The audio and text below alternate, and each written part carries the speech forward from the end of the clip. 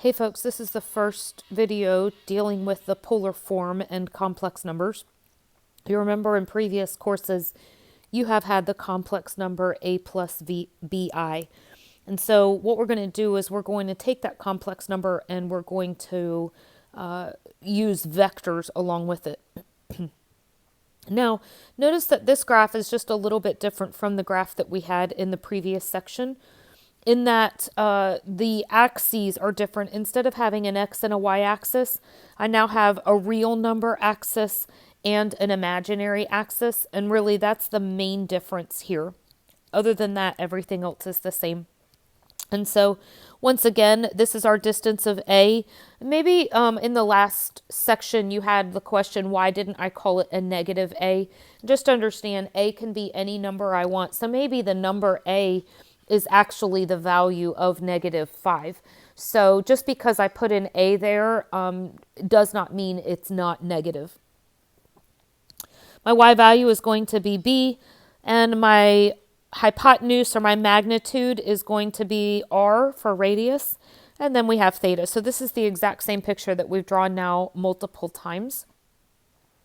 And just like you did in the last section, you had to find out, according to this picture, what is the sine of theta.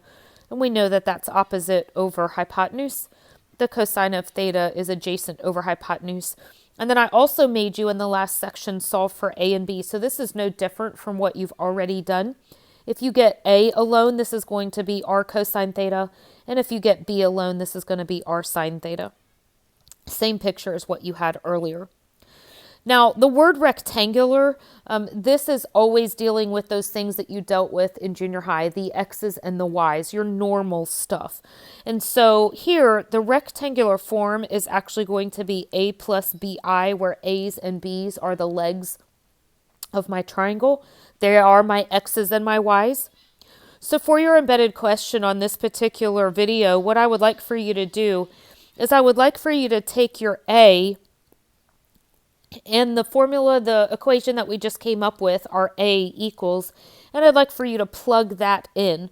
I'd like for you to take your B value, and I'd like the equation that says B equals, I would like for you to plug in what B equals. And I'd like for you to come up with a polar form. So plug in the A and the B for what they're equal to, and come up with a polar form.